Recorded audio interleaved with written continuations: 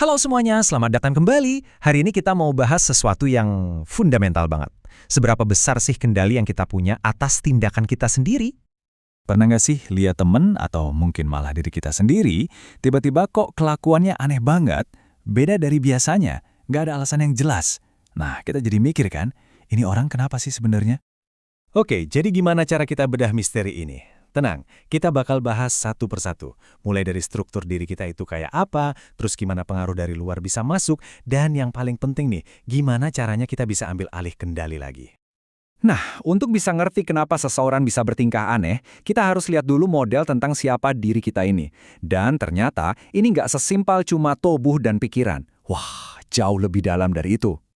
Jadi, menurut sumber kita, manusia itu punya 7 lapisan. Coba bayangin ya, dari yang paling luar itu ada raga, ya badan fisik kita ini. Masuk lebih dalam ada pukir sama akal, ini pusat logika kita, otak lah. Terus ada rasa, ya perasaan. Ada nafsu, semua keinginan kita.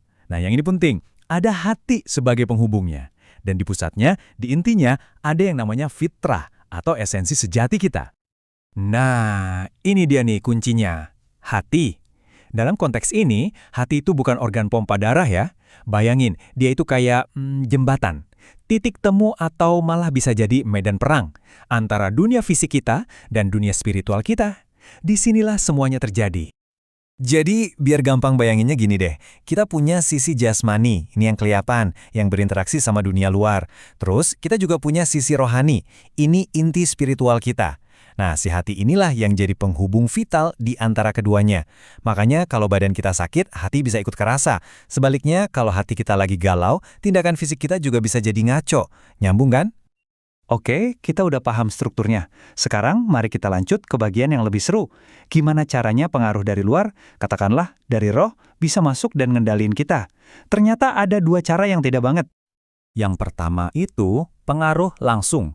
Ini gampang banget dikenali. Contohnya, kamu lagi sakit gigi parah, terus tiba-tiba ada teman yang ngajak bercanda. Wah, bisa jadi kamu langsung meledak marah, padahal biasanya nggak gitu. Reaksinya itu instan, saat itu juga. Dan biasanya ya hilang begitu pemicunya beres. Nah, ini yang beda banget sama pengaruh tersembunyi. Ini tuh kayak luka lama, amarah dari masa lalu yang kita simpen di dalam hati. Dia nggak langsung muncul, tapi pelan-pelan. Ngeracunin cara kita mikir, cara kita bertindak, seringkali tanpa kita sadar sama sekali. Nah, ini yang jauh lebih bahaya. Makanya kan, kita sering banget dengar nasihat, jangan dimasukin ke hati. Nah, kutipan dari sumber kita ini ngejelasin alasannya. Karena apapun yang udah masuk ke hati, itu nggak bakal hilang gitu aja. Dia jadi bagian dari kita dan bisa jadi bom waktu yang meledak nanti. Sekarang, biar lebih kebayang, kita lihat satu contoh nyata yang, wah ini kuat banget sih dari sumbernya. Ini contoh gimana niat yang paling baik sekalipun, lewat pengaruh tersembunyi, bisa jadi malapetaka. Coba deh kita ikutin alurnya. Awalnya niatnya baik banget. Ada roh orang tua yang udah meninggal, mau ngelindungin anaknya dari hal-hal buruk. Caranya, dengan terus-terusan ngebisikin peringatan.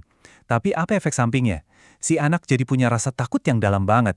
Bukan cuma takut sama dosa, tapi takut sama dunia. Nah, ketakutan ini lama-lama berubah, bermutasi jadi nafsu rasa suci, semacam hasrat untuk jadi suci yang berlebihan, sampai benci sama semua yang dianggap kotor. Dan hasilnya, orang ini jadi ekstremis. Gampang banget ngukum orang lain buat kesalahan kecil, tapi dia sendiri nggak sadar kalau dia udah kehilangan belas kasih. Nah, ini nih yang bikin kita masuk ke perdebatan menarik.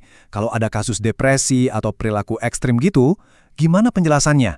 Apakah ini murni urusan psikologi atau ada campur tangan spiritual? Dua-duanya punya penjelasan. Coba kita lihat cara ngejelasin depresi dari dua sudut pandang. Dari sisi psikologi, mungkin penyebabnya trauma atau ketidakseimbangan kimia di otak. Oke, masuk akal. Tapi sumber kita ngasih lihat dari sudut yang lebih dalam. Mungkin akar masalahnya adalah ada roh yang bikin orang itu jadi benci banget keluar rumah. Akibatnya apa? Dia jadi kekurangan vitamin D, dan kekurangan vitamin D inilah yang secara medis memicu depresi. Jadi psikologi melihat akibatnya. Sementara kerangka spiritual ini mencoba nunjukin pemicu awalnya. Rohnya jadi sumber yang nggak langsung. Ini juga ngejelasin kenapa kadang-kadang pengobatan medis saja tuh nggak cukup. Logikanya gini, sains nggak bisa ngukur pengaruh spiritual, kan? Nah, obat-obatan itu kerjanya di lapisan fisik, di hormon, di kimia otak. Bayangin pengaruh spiritual itu nempel di tembok lapisan fisik kita. Obat mungkin bisa ngerusak tembok itu, tapi si rohnya sendiri nggak kenapa-napa. Dia cuma pindah aja, nyari tembok lain di lapisan diri kita yang masih utuh buat ditempelin. Masalahnya jadi pindah, bukan selesai. Oke, terus gimana dong setelah tahu semua ini? Apa yang bisa kita lakuin? Nah, di bagian terakhir ini kita dikasih semacam alat diagnostik. Cara praktis buat kita ngecek dan ngelindungin diri sendiri. Metodenya sebenarnya simpel banget, cuma ada beberapa langkah. Pertama, coba deh lakukan zikir dan doa secara rutin dan konsisten selama periode tertentu, misalnya seminggu atau sebulan. Kedua, selama melakukan itu, amati diri sendiri baik-baik.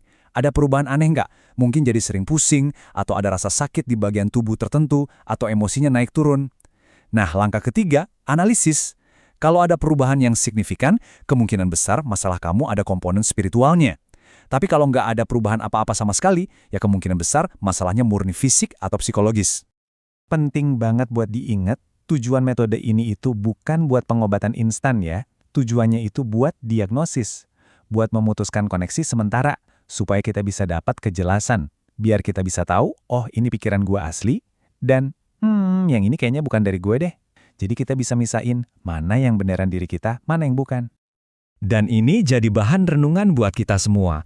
Coba pikirin deh, tindakan-tindakan yang kamu lakuin hari ini, seberapa yakin kamu kalau itu semua benar-benar murni datang dari diri kamu sendiri?